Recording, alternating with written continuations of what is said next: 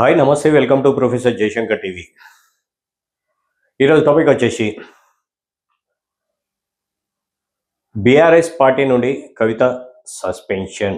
BRS party నుండి కవితను suspend చేస్తూ క్రమశిక్షణ కమిటీకి సంబంధించిన నిన్న ఒక లెటర్ రిలీజ్ చేసినారు. గత కొన్ని రోజుల నుండి బీఆర్ఎస్ పార్టీ లైన్ను దాటి కవిత మాట్లాడుతుంది, పార్టీకి అగెనిస్ట్గా కవిత వెళ్తుందని చెప్పేసి పార్టీ నుంచి సస్పెండ్ చేయడం జరిగింది.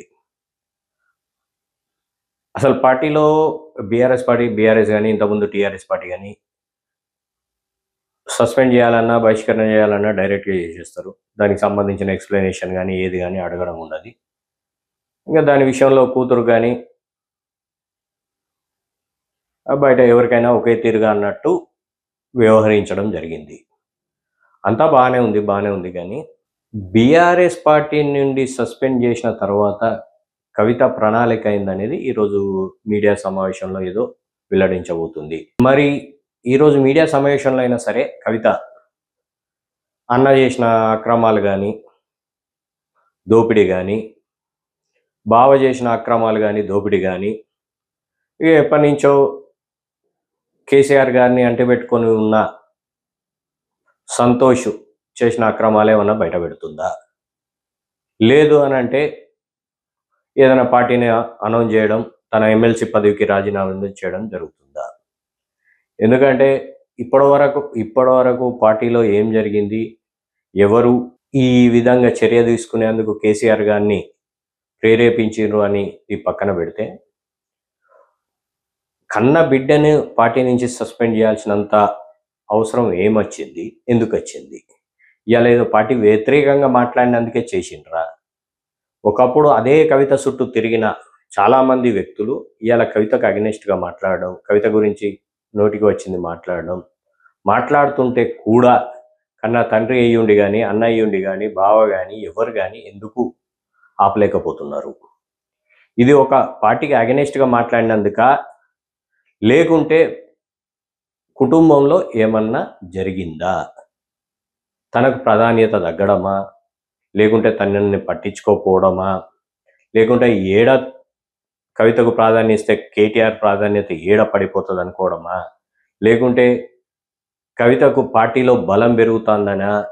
ఎందుకు ఇంత పెద్ద డిసిషన్ తీసుకోవడం జరిగింది? ఈరోజు ఎట్లాగూ కవిత అసలు ఏం చెప్తుంది, ప్రెస్ మీట్లో ఏం చెప్తుంది, ఎవరి మీద ఆరోపణలు చేస్తుంది? తండ్రి మీద అంటారా? ఎలాగో ఆరోపణలు చేయదు. ఎందుకంటే తండ్రి ఫోటో పట్టుకొనే మళ్ళీ ప్రజల్లోకి వెళ్ళాలి, తండ్రినే స్ఫూర్తి అని చెప్తుంది, తండ్రితోనే నా రాజకీయ భవిష్యత్తు మొదలైందని చెప్తుంది. కాబట్టి తండ్రి ఫోటో పెట్టుకొని మళ్ళీ రాజకీయం అనేది చేస్తుంది.